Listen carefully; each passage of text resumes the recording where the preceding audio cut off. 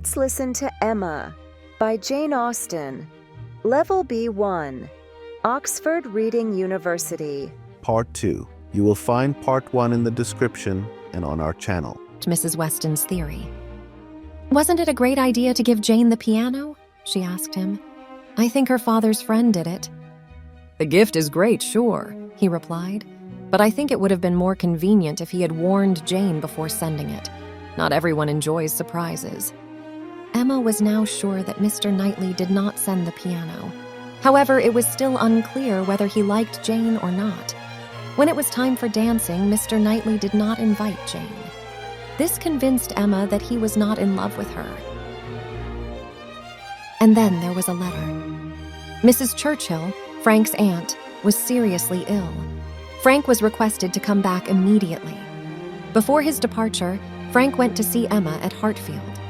She was very upset to learn the news. Ever since he arrived in Highbury, they met almost every day. Emma grew to like Frank and even thought that she was a little in love with him. She had already made up their love story. In her imaginary world, he would ask her to marry him, but she would refuse. This whole time, Mr. Elton had been away from Highbury. When he returned, he was not alone. His bride, Mrs. Elton, was with him. Emma decided that she and Harriet should visit them. She felt the need to repair their relationship because a lot of things still reminded her of their last embarrassing conversation. Emma did not like Mrs. Elton. She was pretty cheerful and relaxed, but not elegant enough. Soon, the Eltons visited the Woodhouses at Hartfield. There, Emma had the chance to form her final opinion of Mrs. Elton. The woman seemed to think too highly of herself and her own importance, and yet her manners were quite bad. "Highbury is a beautiful place indeed," said Mrs. Elton. "It's almost as good as Surrey, where I grew up. You know, Surrey is called the Garden of England." "Yes," replied Emma, "but I would suppose that there are many other places which people call the Garden of England, apart from Surrey." "Obviously not," laughed Mrs. Elton. "I have never heard anyone call other places that." Emma remained silent. Mrs. Elton went on talking about her relatives, the luxury they lived in, and a lot of other things. She also thought that Emma could benefit from their friendship, as Mrs. Elton had many valuable connections. Emma was annoyed by the length of her speeches and her lack of manners. When the Eltons left, she felt like she could breathe again. "What a horrible woman," she said as soon as the Eltons were out of the door. "She is so selfish and proud. In comparison to her, Harriet is a true lady."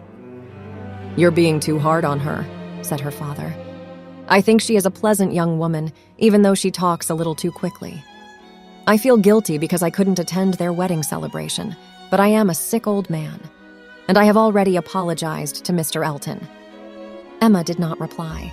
She thought about Mrs. Elton's behavior again and grew angry at once. Mrs. Elton tried to be friendly with Emma on several other occasions. However, seeing that Emma did not appreciate her company, she eventually stopped trying.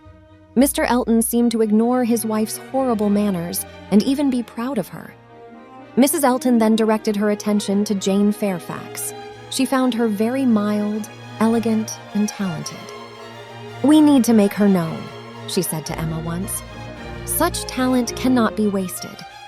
And so Mrs. Elton tried to improve Jane's social life and make her less shy. Emma thought that Jane was going to suffer from Mrs. Elton's attention, but oddly enough, the girl seemed quite keen on Mrs. Elton. She once mentioned it to Mrs. Weston and Mr. Knightley.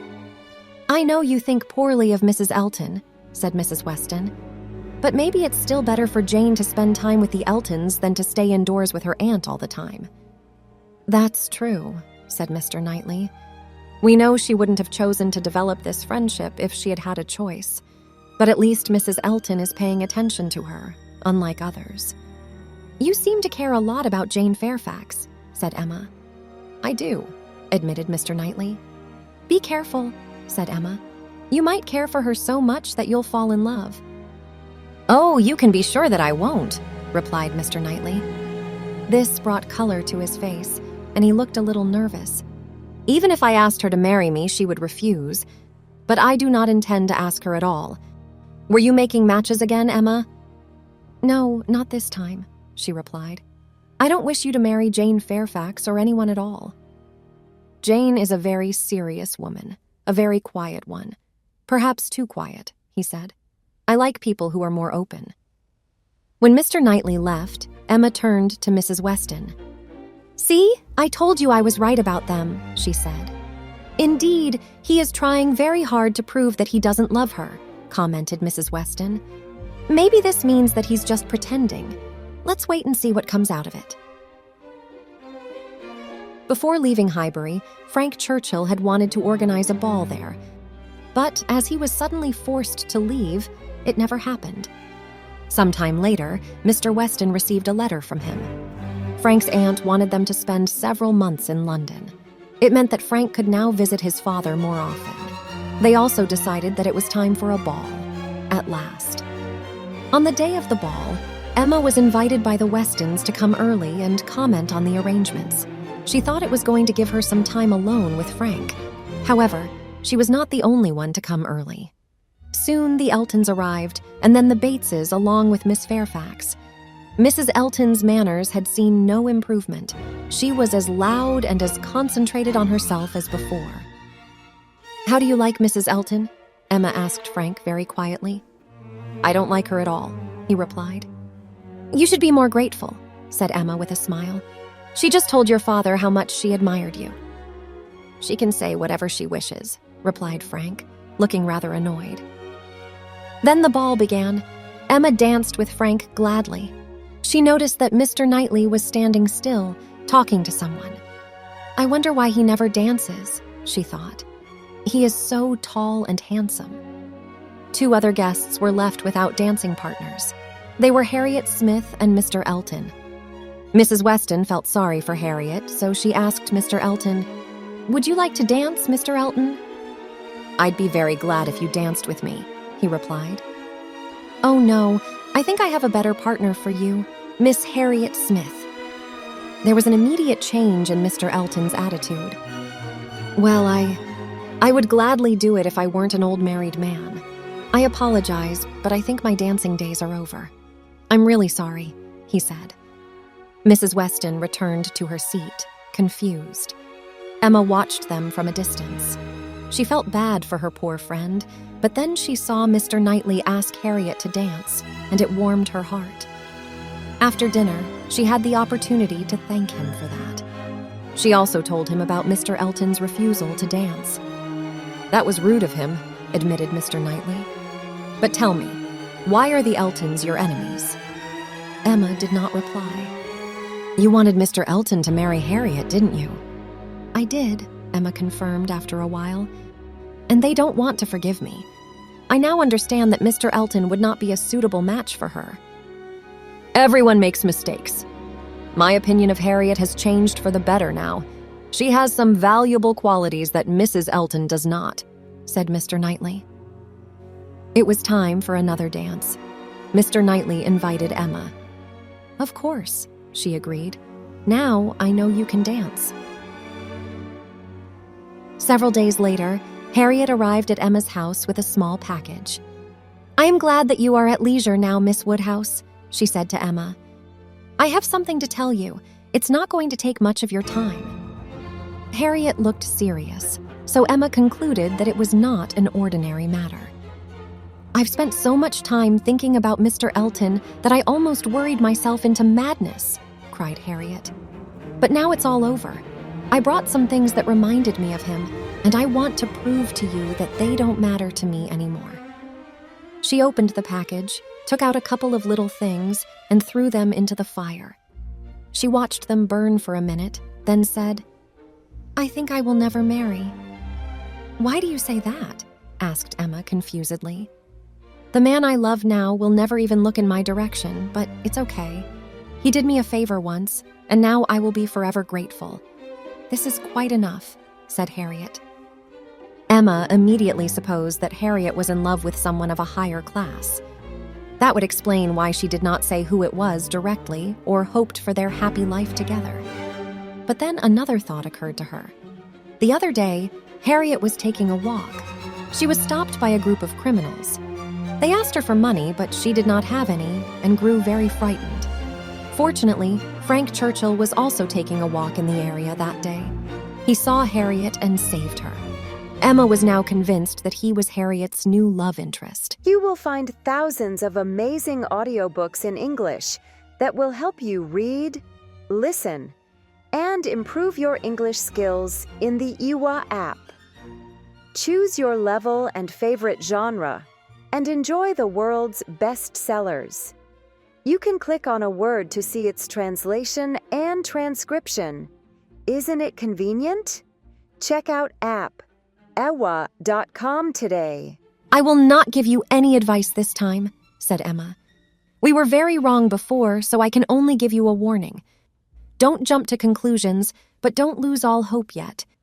Even if you are not equally rich, there may still be a chance." Mr. Knightley never liked Frank Churchill, but now he had a reason to dislike him even more. Everyone believed that Frank aimed to win Emma's heart. His own attention, his father's repeated hints, everything indicated that Frank was interested in Emma. However, Mr. Knightley thought that Frank's attitude toward Jane was unusual. They sometimes exchanged odd looks, and she generally received a lot of attention from him. Mr. Knightley thought that these suggested a romantic interest. So Frank's real intentions were a mystery to Mr. Knightley, and he wanted to warn Emma against any possible misunderstanding. During one of his visits to Hartfield, Mr. Knightley mentioned the subject. "Don't you think that Frank Churchill and Jane Fairfax have a fairly unusual relationship?" he asked Emma. "Frank and Jane? What do you mean?" wondered Emma. "Do you think they might be in love?" "Impossible," said Emma with a laugh. "What made you think that?" "I have been watching them for a while," he replied. "I noticed things that might indicate that they are quite attached to each other." But Emma only laughed at him. As usual, she believed that she was right. Her cheerful mood annoyed Mr. Knightley, and he left. In the middle of June, the Eltons, Mr. Knightley, Miss Bates, Jane, Emma, Harriet, and Frank all went out for a picnic. The day was so hot that they felt tired and uncomfortable and could not even appreciate the beauty of the countryside around them. Their large group separated into smaller groups, and they did not talk much. When they all sat down on the grass, the atmosphere improved a little. Frank sat next to Emma. They joked and laughed together, but for some reason, Emma felt less happy than expected. Everyone else was silent, so Frank offered to play a game. Each person had to say one very clever thing, two things that were rather clever, or three incredibly boring things. "Now, this is just the right assignment for me," said Miss Bates in a cheerful manner. "I can simply open my mouth and three boring things will jump right out of it."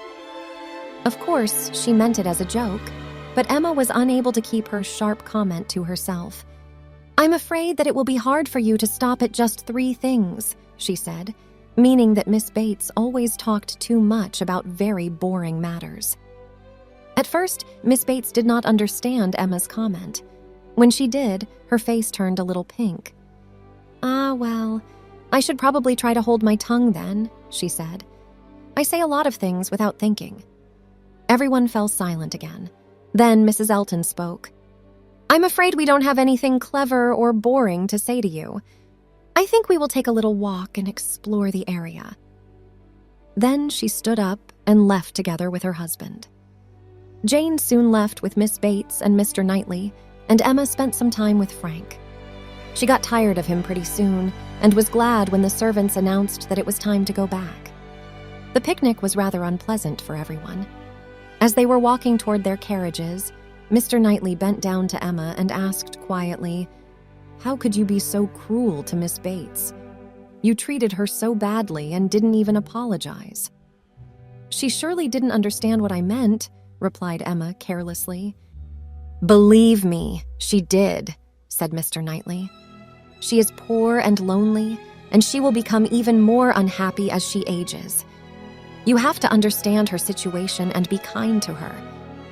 Emma just sat there, speechless. As they drove back, she felt so embarrassed that she cried all the way home.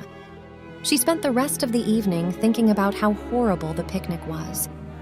Early in the morning, she decided to pay the Bateses due respect and went to visit them. Miss Bates was very kind to her. She did not mention the events of the previous day, and it made Emma feel even more ashamed. "I'm looking after Jane today," said Miss Bates. "She is in low spirits because of her headache. Earlier in the day, we received a letter. It said that she had got a position as a governess and was required in London in 2 weeks. But poor Jane is so ill that she cannot even be happy about it." In all the time Jane was in Highbury, Emma had developed a liking for the girl. She felt really bad for her. Now that Jane was about to leave, Emma was sorry that they had never been friends. She wanted to please her with something and invited her to Hartfield. When Jane refused her, Emma decided to visit her herself. But Jane wrote in a letter that she was too ill to go out or have visitors. Later that day, someone saw her walking outside. She was as cheerful and healthy as ever. Emma realized that Jane just did not want to see her, though she did not understand what could be the reason for it. Soon, everyone learned about Mrs. Churchill's death. Now that the old lady was gone, Emma thought that Harriet had a better chance of winning Frank's heart. However, the events took an even more interesting turn. About 10 days after Mrs. Churchill's death, Mr. Weston came to Hartfield and asked Emma to visit Mrs. Weston. "Is she not well?" asked Emma. "No, not at all, just a little nervous. I can't share any details with you yet, but if you come with me, you will learn everything yourself," he replied. They headed to the Westons at once. At the sight of Mrs. Weston, Emma grew worried. The woman looked pale and sickly. "My dear friend, what happened?" asked Emma. "Frank visited us this morning," replied Mrs. Weston, and fell silent for a while. He announced that he was engaged to Miss Fairfax. In fact, they have long been engaged." The news took Emma by surprise. "Jane Fairfax? Is it true?" she cried. "I know you are amazed," said Mrs. Weston. "So are we. They had to keep their relationship a secret because Mrs. Churchill wouldn't have ever approved of it. They ought to keep it private for some more time, though. That's what Mr. Churchill said to Frank." Emma was thinking about Harriet and how painful it was going to be to tell her the news. She was also angry with Frank because he made Jane suffer a lot. But it was even more painful for Emma to realize that once again, her predictions turned out to be false. "I know Frank was showing interest in you, and we all thought it was real," said Mrs. Weston. "But he promised to send you a letter and explain himself." "Please don't worry," said Emma. "It doesn't hurt me to hear this because I had no feelings for Frank. I am simply surprised, and I feel bad for Jane. Frank's behavior must have hurt her." Yes, Jane was upset because they had to keep their plans secret. She argued with Frank because of it and became very ill. "But it's all right now," said Mrs. Weston. Back at Hartfield, Emma began to think about Harriet again. She was angry with herself, maybe even more than with Frank. Harriet would probably not take this new disappointment as easily as the previous one. Emma also realized now that Jane was avoiding her because she viewed her as a competitor. Suddenly, Harriet came into the room. She was in a strangely cheerful mood. "Miss Woodhouse, have you heard the news?" she asked. "Jane Fairfax and Frank Churchill are going to get married. Did you know that they were in love? I know you did. You can see deep into other people's hearts." "I seriously doubt that I can," replied Emma. "I could not suppose that they were in any way attracted to each other, and I actually thought that you were in love with Frank." "Me and Frank Churchill?" cried Harriet. "No, that's impossible. The man I love is a true gentleman. He is better than Frank. And because you two know each other so well, and you told me that I might have some hope, I thought—" "Harriet," said Emma sharply, "I want to know who it is. Don't make me guess any further. Is the man you're talking about Mr. Knightley?" "Yes, it's him," announced Harriet excitedly. "But you said that the man you admired had done you some kind of favor," noted Emma, very confused. "Yes, he danced with me at the ball when I had no dancing partner. I know that I have no money and no connections in society, but Mr. Knightley obviously doesn't care about that," said Harriet. "I hope you will be happy for us both." But Emma was nowhere near happy. Some unpleasant feeling was weighing her down. Why was it so much worse for Harriet to love Mr. Knightley than Frank? It took Emma a couple of minutes to finally realize she was in love with him herself. What a horrible situation. Soon, Harriet left Emma alone with her thoughts. She was so confident about everyone else's feelings, but turned out to be mistaken through and through. Mr. Knightley and Harriet Smith would be a union that would through Emma alone with her thoughts. She was so confident about everyone else's feelings, but turned out to be mistaken through and through. Mr. Knightley and Harriet Smith would be a union that would leave everyone wondering. But Harriet claimed that he returned her feelings, and maybe he really did. Emma did not know what to believe anymore. Oh, if she had never decided to assist Harriet in her love life, she would have never experienced so many difficulties. Harriet and someone like Mr. Martin would be perfectly suited for each other.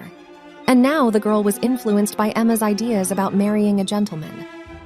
Until that moment, Emma did not know just how much Mr. Knightley meant to her, and now it was too late.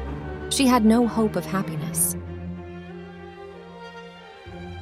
The rain was pouring for the next few days. Emma had to stay indoors. It gave her plenty of time to think and reflect on her own life and feelings. Finally, the sun shone again, and Emma went out into the garden to take a walk. Soon she saw Mr. Knightley enter through the garden door.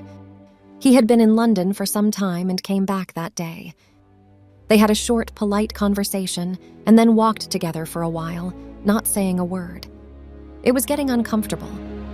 "I have some news to tell you," began Emma. "You will be surprised." "Oh, if you are talking about Miss Fairfax and Frank Churchill, then I've heard it already," he said. "Mrs. Weston wrote to me about it, but as you may remember, I had expected that turn of events." "You had, but I hadn't," said Emma. "I don't understand how I could be so stupid. I didn't see what was happening right in front of me." "You must be very sad," said Mr. Knightley in a kind voice. "But don't worry. Frank will leave Highbury, and soon you will forget him and find someone better."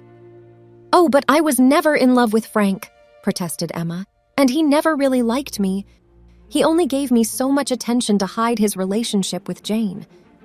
Mr. Knightley stopped sharply with his eyes fixed upon her. He remained silent for a while, then spoke again. "Frank is a very lucky young man. In some way, I even envy him." Emma was afraid to continue this conversation. She wanted to speak about something completely different, but Mr. Knightley went on. "I see that you don't wish to know what exactly I envy, but I need to tell you, although it might hurt me." "Please don't tell me anything if it might hurt you," cried Emma. "Though I want you to know that I am still your friend. You can get my advice whenever you require it." "Friend," repeated Mr. Knightley. "I am quite glad to be your friend." "But dearest Emma, what would you say if I told you that I'd like to be more than just your friend?" Emma did not believe her ears. She felt like she was dreaming and feared that someone was going to wake her up at any moment. So, Mr. Knightley was not in love with Harriet after all. She made yet another mistake, but this time it was a happy one. "I am not as good at talking as Frank Churchill, but I always speak the truth," continued Mr. Knightley. "Now I want you to speak the truth too, Emma." Emma froze where she stood. After a while, she finally was brave enough to speak again. She told Mr. Knightley that she loved him too. They went back to Hartfield together, and on their way, Emma thought that she had never felt happier. Emma sent Harriet a letter explaining the situation. In turn, she received a letter from Frank. He apologized for his behavior and explained why he had acted like that. It was, indeed, a way for him to hide his relationship with Jane. However, he knew that Emma was not attracted to him. He even thought that she was aware of his feelings toward Jane. "I know that I made Jane suffer a lot," he wrote. "She is a much better person than I am, and I am forever glad that she loves me and that she agreed to marry me." Although Emma was really excited about her and Mr. Knightley's marriage, she was also worried about her father. He was in ill health, and she couldn't leave Hartfield to live at Mr. Knightley's. However, Mr. Knightley understood her situation. He said that he could move to Hartfield for the time being, and Emma was incredibly happy and grateful. Meanwhile, Harriet and Mr. Martin announced their engagement. Emma was glad to know that Harriet found her happiness at last, and that Emma's mistakes did not impact her life in a bad way. However, as Harriet was a farmer's wife now, Emma decided that it was necessary to keep a certain distance between them. In the fall, Jane married Frank, Harriet married Mr. Martin, and Emma married Mr. Knightley. Emma and Mr. Knightley's wedding ceremony was quite modest, but that was not important. The happy wishes, the smiles, and the hopes of a small company of true friends, those were the things that mattered the most. Don't forget to subscribe to listen to more free audiobooks. And now, here's another classic story in English for you.